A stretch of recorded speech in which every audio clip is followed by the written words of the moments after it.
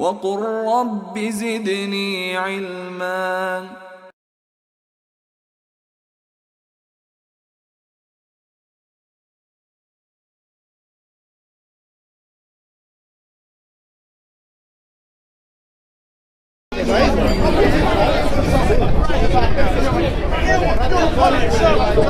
Health and safety.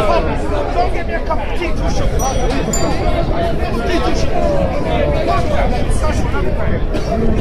We have just it's been over a year since the reality is we have just had one of the most historic victories in political history in this country, and half of the motherfucking speakers in Hyde Park are too busy talking about religion. What kind of bullshit is this? Jeremy Corbyn has just defeated this bullshit conservative government. A victory for the people of this country. Jeremy Corbyn's victory is a victory for white working class people, for black people, for immigrants and for Muslims. Yes. For peace-loving people. Yes. That is what the victory of Jeremy Corbyn symbolizes in this country. Yes. What do we have? We have an establishment, a corporate media, a corrupt system, which for the last 2 years has sought to undermine British democracy. They even poison me, brother. Look at it. By demeaning police arrested him and said I'm a terrorist because I wrote against them and poisoned me. By haranguing, by harassing. Tell him to go suck his anus. The policeman who came here. Look at the stories and the lies, young black. I said, policeman who came here, go suck your anus. Yo. Make him go suck him mama later. Make him go suck him mama later. Who in your corner? Yes, brother man. He's even there for you. Come back. I wait for him to come. What? Let me just tell you this. Me. Look at what they did to Jeremy Corbyn. Shut up. Look at the lies that they told about him. They said that Jeremy Corbyn, was sympathetic to terrorism. No, I wanted to see the yet now what we have a conservative government who is going into partnership with the DUP, a group, a political party that has links to loyalists, Ulster loyalists, terrorists. How dare they condemn Jeremy Corbyn, saying he's soft on terrorism, and now they want to go into coalition with the DUP. Fuck them. Serves them right. Everything that they've thrown at Jeremy Corbyn has now come back to bite them in their ass. Yes. You had a mainstream media. The mainstream media run by billionaires, tax dodgers, all of these people who have used their front covers to demean and malign the image of Jeremy Corbyn. But what this victory shows, the defeat of Theresa May, is not just the defeat of the Conservatives. It is a defeat of the establishment. It is a defeat of the elite. It is a defeat of those billionaire newspaper magnates who believe they can circumvent.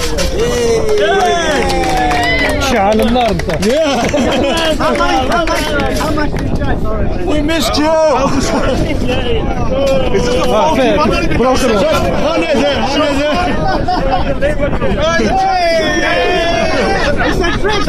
I believe you're a plant. You come from Rupert Murdoch.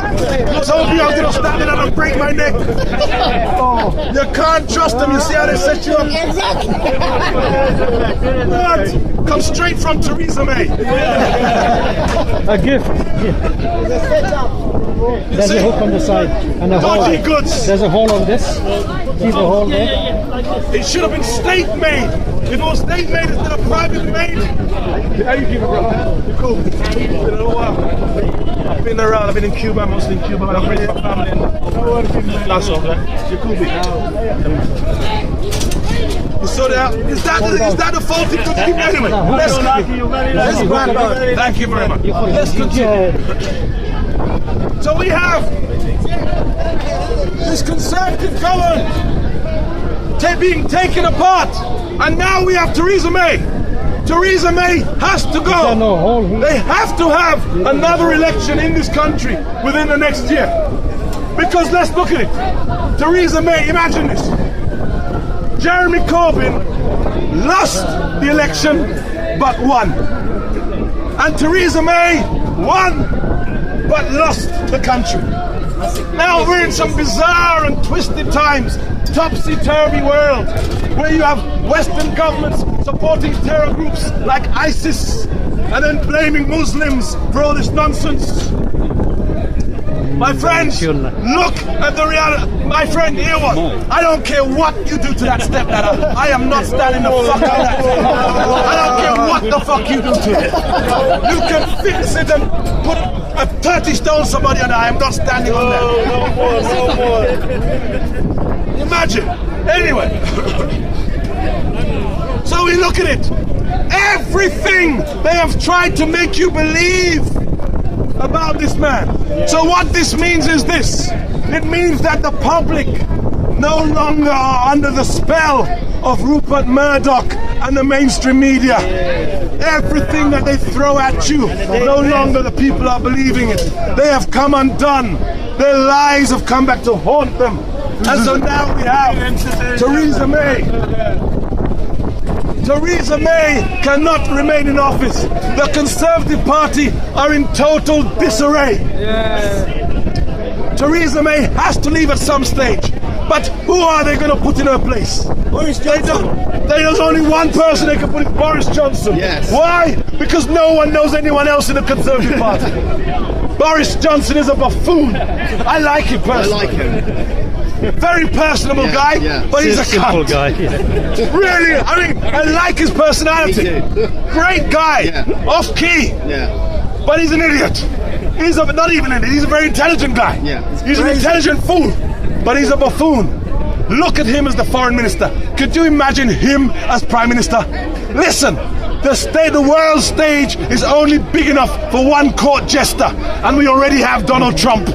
Could you imagine Donald Trump and Boris Johnson running the world? Beautiful, beautiful. Listen, I would rather the head of ISIS was running the world than Boris Johnson and Trump together. Because extremism is extremism, no matter which way you look at it. They're as extreme as each other. You come true at last.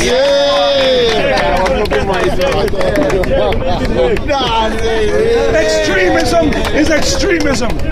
Listen, we've lived under this cloud for too long. This cloud of suspicion, this cloud of fear, this cloud of doubt, this cloud of uncertainty, whereby the politicians of this country, whether they be New Labour or the Conservatives, they have stoked the flames of racial and religious divisions in this country.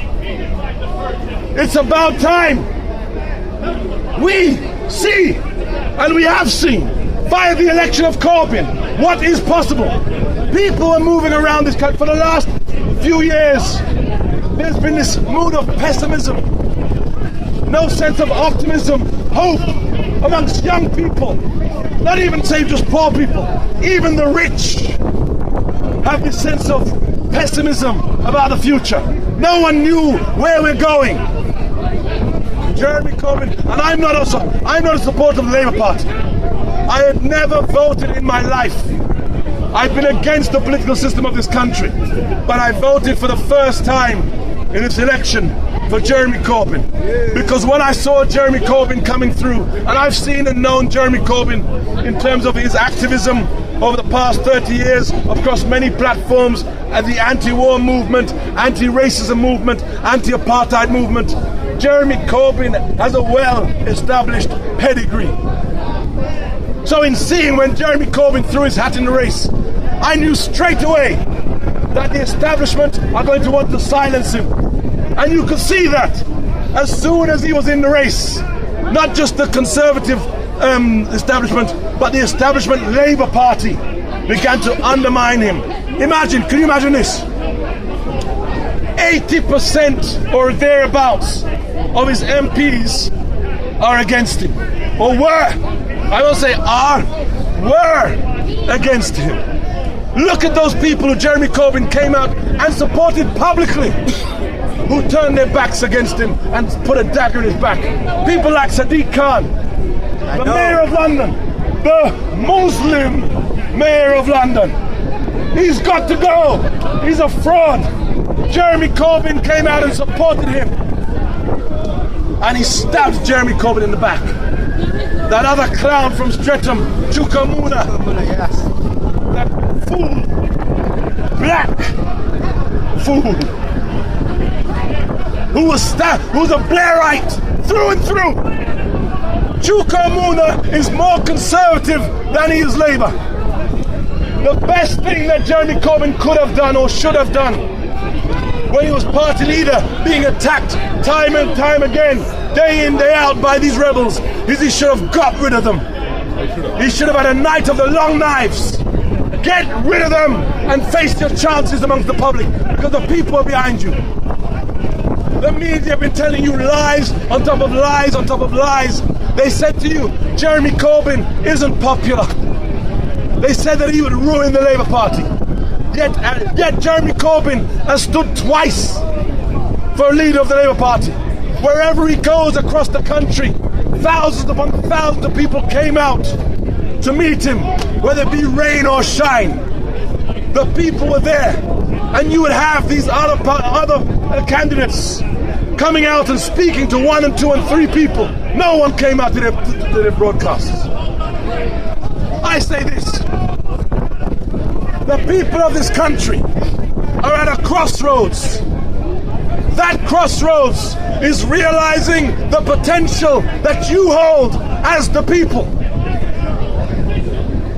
Are you hearing that? Yes. You are at the crossroads of recognizing or realizing that you hold and wield power in this country. Young people have come out and proven that. Young people who are despondent, who have no faith, no confidence in politics or politicians. It is demonstrated that when someone somewhere stands up and says the right thing, which is not black politics, not white politics, not Christian politics, not Muslim politics, but people politics. When someone comes out and stands up and says, I will represent your interests, irrespective of whether you are black or white, Asian, Muslim, Christian or Jew, for the best interest of this country, where we have a Tory party and the elite of this country who have been selling off public services, who are sending people to food banks, who are telling you enough is not enough. We want more. They say we're in a period of austerity. Austerity? I live in Notting Hill. I'm fortunate enough to live in Notting Hill. I don't see anyone going through austerity there, apart from the ordinary grassroots, working class, black and white people and Asians who live in those communities. But the others live very well. Fancy restaurants, Bugattis, Ferraris, Porsches. The rich of this country are living very well. They are getting richer from austerity. Whilst poor and medium income earners are getting poorer in this country. Jeremy Corbyn said he wants to tax the highest 5%. The highest earners, the 5% of earners in this country. What is wrong with that? What is wrong with that? How much do you need to live? Let me ask you. Okay, let's look and see. Be honest with yourself. Be honest. Because it's no reflection whether you have money or you don't have. Tell me, how many people here earn more than £150,000 a year? Do you? Who here earns more than £150,000 a year? Oi, you at the back. You look like a wealthy man. Yes, you, scratching your hair. You, yes, you. You look like you earn £150,000. 160, yeah. Don't, hear what? Because you know the rich are now dressing down. So this guy is in plain clothes. We're bugging. The reality is, if we were even doing a poll amongst the people here, very few would earn over £150,000. What is wrong with increasing the tax of the most wealthiest in society to pay for the most vulnerable in society? There's absolutely nothing wrong with it. I'll tell you what is wrong.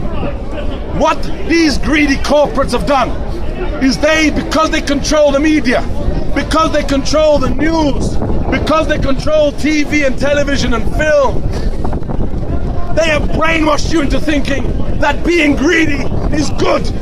The more you have and the less someone else has is better for them. It's better for you. They created in the West.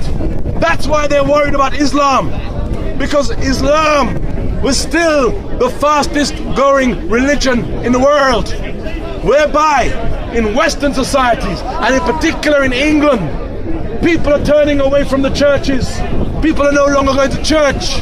The British church is a pub on a Friday night. It is. So people are turning away from the church and spirituality in this country. People are now they create new gods for the people here. They worship people like Wayne Rooney, or even the team, or they'll talk about Arsenal or football team. They worship their teams that they support. They worship Britney Spears. They worship Jay-Z, Puff Daddy. They worship all of these false icons that they give you to worship, and so we worship them in our misery, whilst we are the ones who create the economy of this country. Let me say this. I know that many of the divisions that we have seen or witnessed in this country, whereby people then get back to their ethnic loyalty and begin talking about black power, defending their black corner, or Asians being Asian power, or Muslims being Muslim power, and white people talking about white power and white extremism. A lot of those divisions were created by the conditions. And I say this, we need to put aside all of those differences and begin working together for our common interests, whereby we make a promise and a pledge to respect each other, to respect each other's cultures, to respect each other's religious values, to respect each other's principles. I sometimes participate in Ramadan. Why? Because it is a great principle and value about teaching humility, understanding, respect, and being conscious about poverty and those around you in less fortunate conditions, so we can embrace other cultures, whether you be a Sikh, Hindu, Muslim, Christian, or atheist. Building those bridges are the bridges that we as individuals are going to be the ones who are responsible for building. We cannot expect politicians to build those bridges, because politicians want to build bridges of division that keep us divided, that keep us fighting against each other, that keep us talking about black and white. We can build those bridges. They say, how are you doing, my brother? They tell you about Muslim terrorism and Muslim extremism, and they say it's in the Quran. The Quran makes them extremists. Where was terrorism or Islamic extremism in Britain prior to the invasion of Afghanistan and Iraq? Where was it? They are terrified about having the discussion, the honest debate about what fuels radical fundamentalist Islam or extremist Islam. We had an attack a week or so ago, whereby 3 individuals ran rampage along London Bridge, murdering innocent civilians. People say that is Islam. That is not Islam. That is mass murder. That is terrorism. when we had the individual Khalid Massoud drive his car across Westminster Bridge, knocking down innocent civilians. His target was right, Parliament. But the victims were wrong. Because that is terrorism. If you are targeting a political institution, that defines it. By all means, if you want to target Parliament. But what did innocent civilians have to do with it? My friends, we have the right to condemn all terrorism. Likewise, when we had the terrorist attack on 9/11 in the United States, all righteous people it was a responsibility to condemn the terrorist attacks that took place in the United States on September 11, 2001. But we should also be consistent with our sympathy and our outpourings, because we should also be consistent and we should also mourn the deaths of those innocent Muslims who have been murdered on the back of American bombs in Afghanistan and Iraq.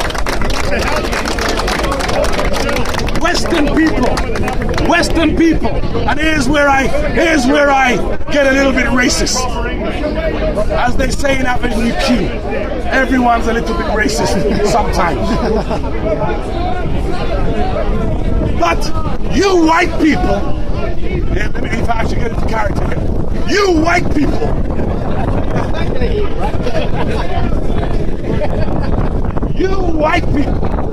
believe that you are the only victims. That is only you. Only when white people die does the world pay attention. No one cares when it's non-white people. A plane crashes in India, 300 on board. The media tell you 1 American, 2 French, 1 British. Fuck the 296 packy bastards. Fuck them. Fuck those packy bastards. They shouldn't have been on the plane in the first place. Let's be real. They don't care about us. When we die, our lives mean nothing.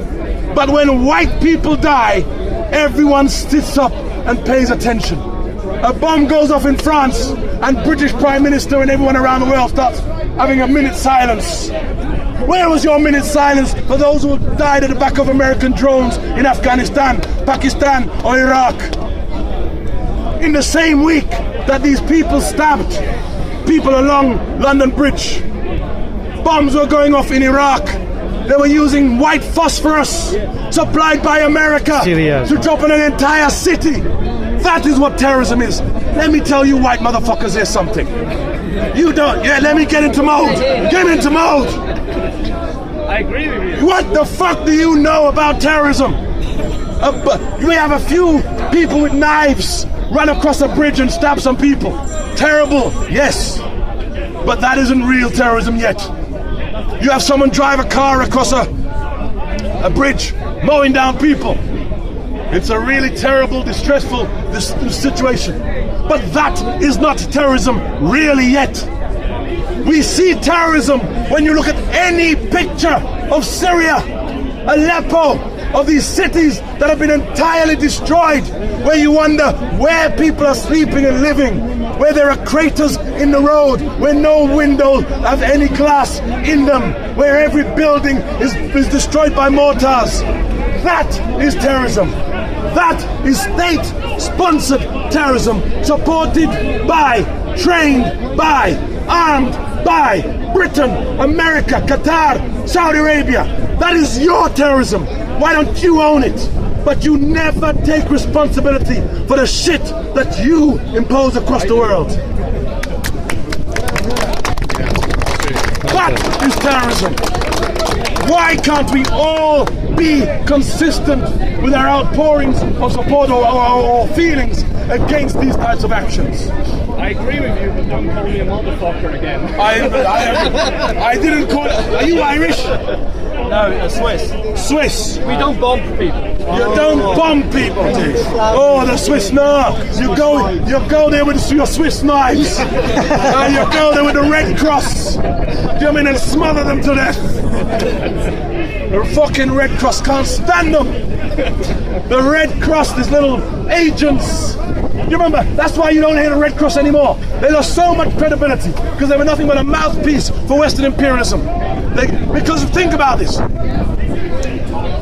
If you are in a war zone, if there's a war going on, there's only two real good excuses you can have to be in the region. One is a journalist, the other is an aid worker. So you had better believe that when we talk about Amnesty International, Human Rights Watch, Red Cross, that these ain't no nurses and doctors. These is fucking James Bond and Rambo. Infiltrated, security services have infiltrated these aid agencies. My brothers, my plan was not to come here and speak. Brothers and sisters, being sexist there. Brothers and sisters. Yes, that was the Muslim part of me speaking. Brothers, right? Brothers and sisters. What are we gonna do now? What does it mean? What can we physically do? I know many of you have had no real hope. So many of you have become disconnected from politics. Many of you have thought, what's the point?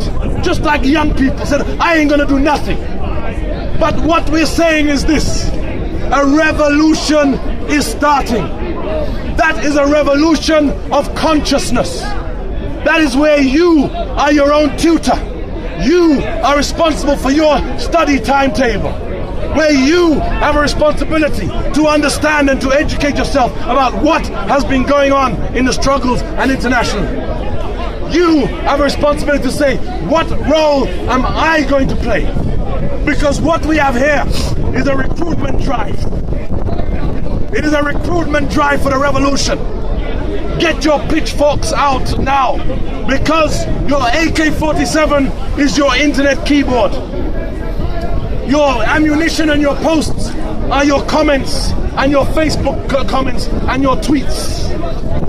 You can physically engage or cyber engage by communicating your thoughts and ideas and making sure that what the things that we discuss here and the ideas and the concept you've heard about Jeremy Corbyn, about the takeover, the elitist takeover, that these ideas begin to permeate, to get out there, to spread, to share with your friends, to speak with your families, to tell them that a revolution is coming, that there is hope for the future, that you can be a Muslim without fear of saying I'm a Muslim and someone believing you're a terrorist. You can say I am black without fear that someone is going to suggest that you are a drug dealer or a criminal.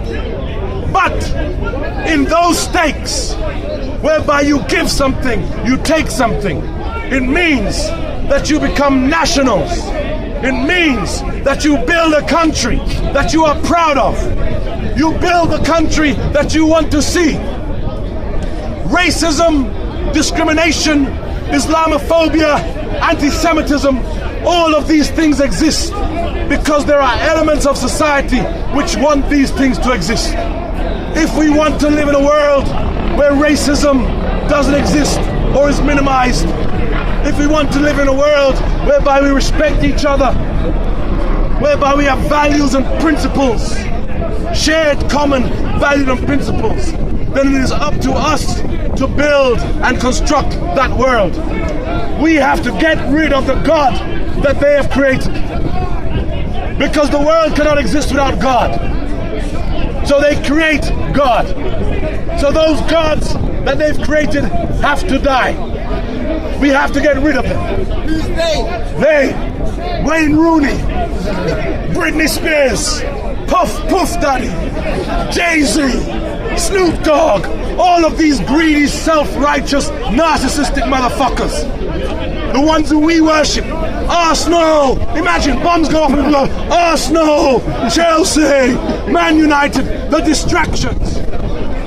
I am saying, let us begin to construct the world that we want to live in. We can't change the world, but we can change the country. We have seen it happen. We have seen what Jeremy Corbyn represents. I don't support the Labour Party, can't stand them. Labour Party, Tony Blair, and they're still entrenched in the Labour Party. The best thing and the first thing that they've got to do is get rid of them. Get rid of those Blairites in the party. Tony Blair should be on trial. He should be on trial. He's a mass murderer. In fact, if you want to hold a trial, I will volunteer as the executioner. If someone has to do it. I don't want to do it, but someone has Fair to. trial, isn't it? Executioner. No death sentence, why not? Why not? If ever anyone deserves a death sentence, it's Tony Blair. Look at Gaddafi. Look at Saddam Hussein. They said Saddam Hussein had weapons of mass destruction. We have to go in and stop him. They went into Iraq in 2003. We are now in 2017. We're a generation have grown up, born knowing this war, not knowing it not existed. Where bombs are still going off in markets in Iraq as a result of the actions of George Bush and Tony Blair. Someone should be held accountable.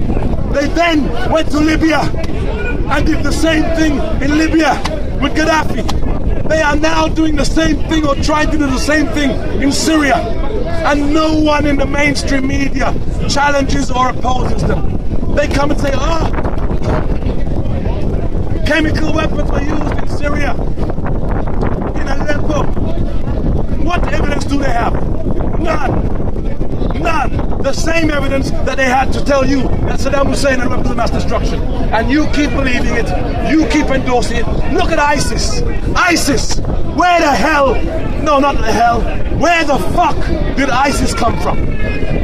I mean, imagine. How the hell do you have a ragtag bunch of Islamic extremists fight and defeat a conventional army in Iraq, and then go and fighting another country, and then have numerous battles going on in various countries across various fronts? How? Who trained ISIS? Where did they come from? Imagine, we saw ISIS, when ISIS came out on the scene, they came like it was a Hollywood movie. They came in white Toyotas, with people on the back with music and black flags, like Spartacus, driving into battle on chariots. Now, imagine, they had hundreds of white Toyotas. If you want to find out who is financing and arming ISIS, all you have to do is ask Toyota for your sales receipts. But no one asked Toyota any questions. Imagine, to buy those machines, you then have to convert them en masse. You have to convert them to be able to mount heavy machine guns on the back. Where did these conversions take place? Where were these hundreds of cars parked? Was one parked on a back street in Mosul with some mechanic working underneath it behind closed doors, and then they say, "Hush, Ahmed, quiet, we have to drive this car out tonight. We don't know but to see this fleet of 100 white Toyotas going past." Where were they parked? Who had them?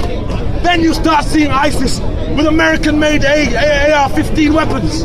And you think, where did they get those American-made weapons? This is ISIS. Think about it. If I am a terrorist, and I have a car, and I blow up myself, I go and drive into people, the first thing the authorities do, check the chassis number, check the registration, and check where the source of that car come from. And here we have hundreds upon 800 of these vehicles in the deserts, and no one knows where they come from. They've applied to Toyota to say, who did it? They said, we don't know. We have foreign buyers who buy. Imagine, they know who's behind it. The American government is behind it. It's sophisticated. Imagine. Hold on, imagine. You have these Islamist extremists who are willing to die. They say, Allahu Akbar, I'm going to kill you and kill the world. But not once has any of them said, let's go to Israel. Not once has any of them said, let us go to Israel. No, they won't go to Israel. They'll go to other Muslim countries. Let's go to some other Muslim countries instead of Israel. I tell you what, if ISIS said today's Sunday, we are going to attack ISIS. By tonight, there's airstrikes in Hyde Park, everything obliterated. Everything gone. They will not be able to wake up at dawn in the morning to attack Israel because they will be totally obliterated. But as long as they survive in other countries, it's fine. Remember, the Russians went to Syria. Thank you, my brother. The Russians went to Syria on the request of Assad, and they were gaining successes against ISIS. And as they were almost about to wipe out ISIS, the Americans want to come in and push the Americans out so that they can get into the arena. And as soon as they enter the arena, ISIS regurgitates it. Bullshit. Sorry. Sorry, sir.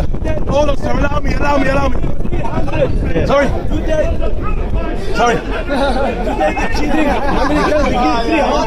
America killed 300 today. My brother, that's what we've been talking about. And Americans are killing these kind of people every day. My friend, look at America. Hold on, my friend. I love. I've been speaking about it all day long, my friend. Sir. Imagine. Hold on.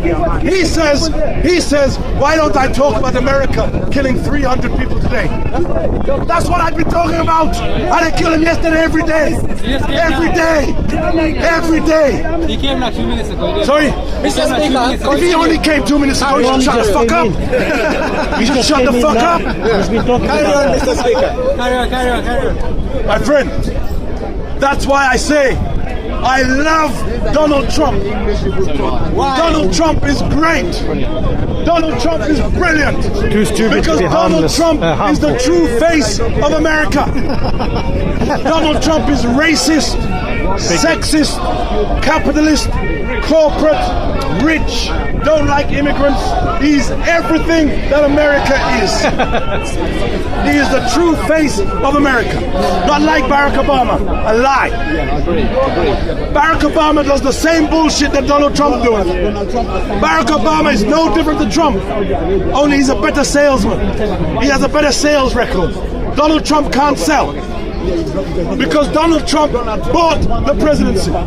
For Donald Trump, it is a joke. It's a game.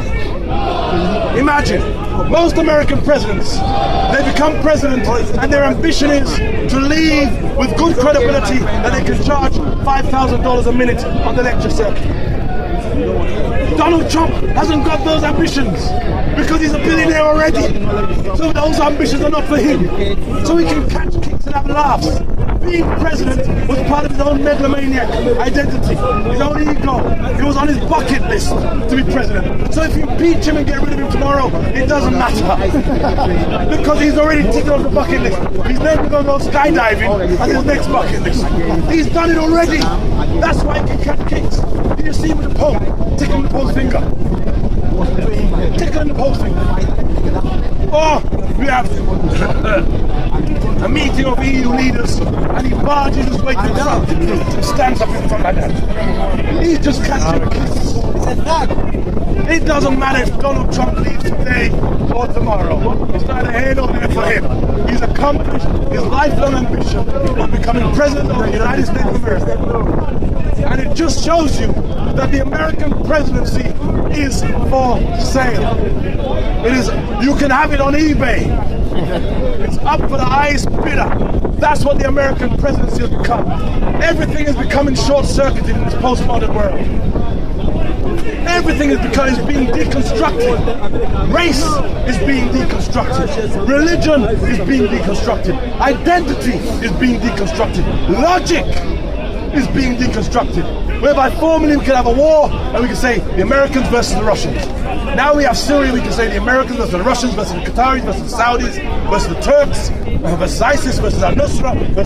It's just become a whole hodgepodge where we don't know who is doing what, who is good or who is bad, who is righteous and who is not. If you don't know, you speak. They create the state of confusion deliberately so that they can manipulate it and manipulate ignorance, and then you become like this man over there, just babbling nonsense.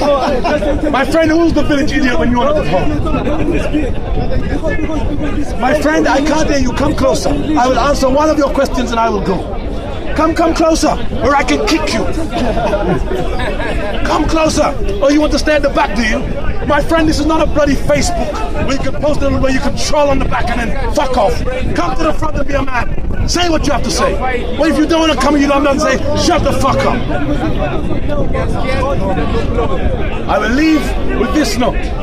We are all the same people, regardless of sex, race, creed, color, sexual orientation, political persuasion, or religious denomination. We are all the same people. Yes, we come from unique experiences, we come from unique cultures, we come from unique identities, we come from unique spaces. But that is what is beautiful about the world. We should not be told that differences is something we should fear, something we should reject. We should embrace differences. We should glory in the diversity of the world, because that is what beauty and God is, if it exists. With that, power to all people.